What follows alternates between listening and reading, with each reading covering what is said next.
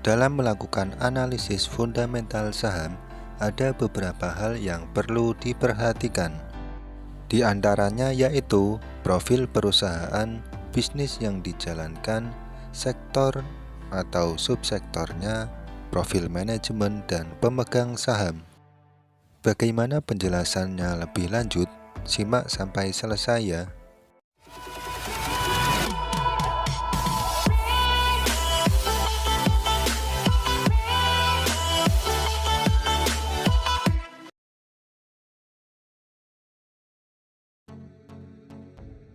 Assalamualaikum warahmatullahi wabarakatuh.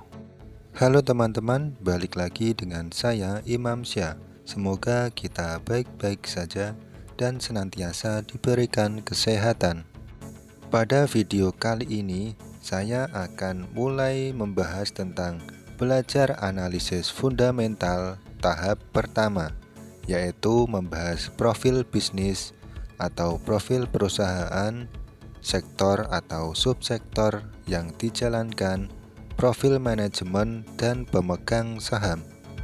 Jadi untuk melakukan analisis fundamental saham, ada beberapa hal yang perlu diperhatikan, yaitu diantaranya profil perusahaan dan bisnisnya, lalu laporan keuangan, prospek perusahaan, dan lain-lain. Untuk tahapan analisis fundamental yang lainnya akan saya bahas di video selanjutnya. Jadi ikuti terus video-video dari kami dengan subscribe dan like ya. Part pertama yaitu mengenai profil perusahaan dan bisnis. Kita perlu mengetahui nama perusahaannya secara lengkap dan detail beserta kode emiten. Contoh Bank BCA dengan nama PT Bank Sentral Asia Tbk, kode emiten BBCA. Contoh lain MNCN dengan nama perusahaan PT Media Nusantara Citra Tbk dengan kode emiten MNCN. Dengan mengetahui nama perusahaan dan kode emitennya, kita dapat mencari perusahaan atau saham tersebut dengan mudah di beberapa sekuritas atau website yang lain. Selanjutnya kita cari tahu profil perusahaan, mulai dari tahun berdiri, sejarahnya, dan lain-lain. Jika kita mengetahui profil perusahaan, baik visi misi, sejarah, dan yang lainnya, kita bisa tahu arah perusahaan itu akan dibawa kemana oleh manajemennya. Selanjutnya, profil bisnis atau usaha berkaitan dengan model bisnis yang dijalankan. Apakah perusahaan tersebut menjalankan bisnis dalam bidang jasa atau produksi suatu barang? Ini juga berkaitan dengan profil perusahaan tersebut. Apakah visi misi dan sejarahnya perusahaan tersebut sesuai dengan bisnis yang dijalankan saat ini, untuk melihat bagaimana prospek usaha yang akan dijalankan saat ini dan kedepannya.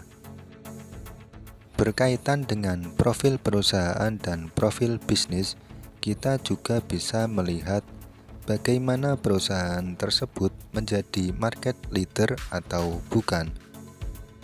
Melihat perusahaan-perusahaan lain yang ada di sektornya, bagaimana perusahaan tersebut mampu bersaing untuk menjadi yang terbaik dibandingkan dengan perusahaan yang lain.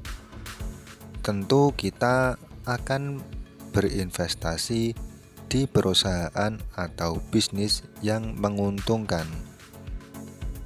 Selanjutnya kita bisa melihat sektor dan subsektornya untuk lebih detail. Contoh Bank BCA di sektor finance dan subsektor bank. Lalu contoh lain MNCN di sektor consumer cyclicals dan subsektor media dan entertainment. Dengan mengetahui sektor dan subsektor perusahaan yang akan kita investasikan dana kita di sana, kita bisa melakukan screening lebih lanjut dan lebih detail terhadap perusahaan yang akan kita taruh dana investasi kita. Selain itu, kita juga bisa melihat apakah subsektor atau sektor perusahaan tersebut mampu bertahan untuk kedepannya dan memiliki prospek yang bagus ke depan.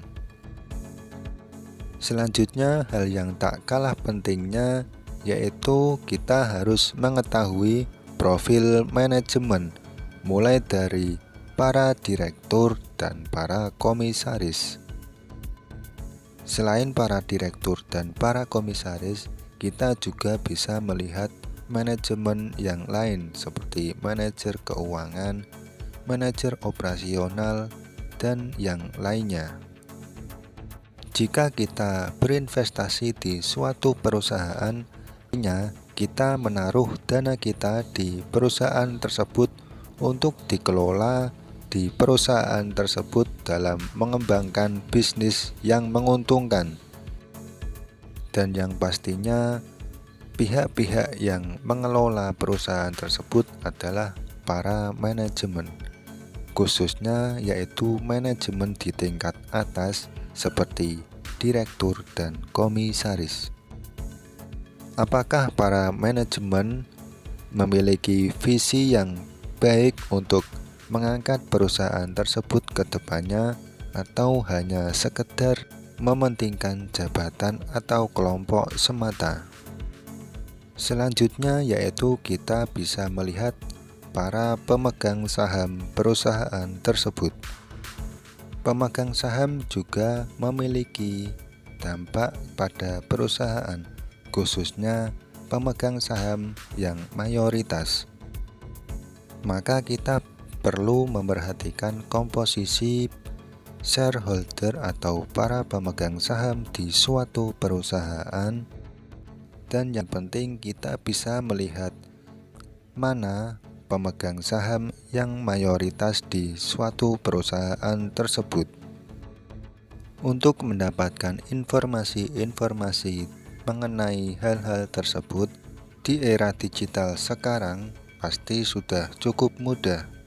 Kita bisa mencari informasi tersebut lewat handphone, laptop, dan alat yang lainnya.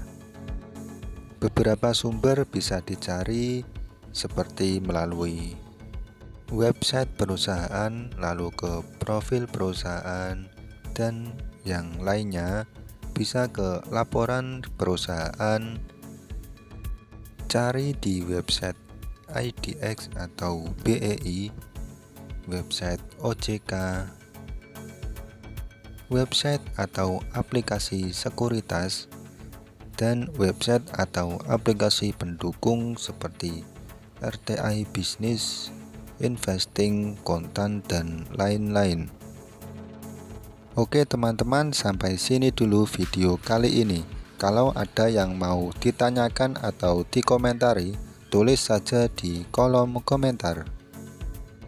Jangan lupa like dan subscribe untuk mengikuti video-video dari channel ini.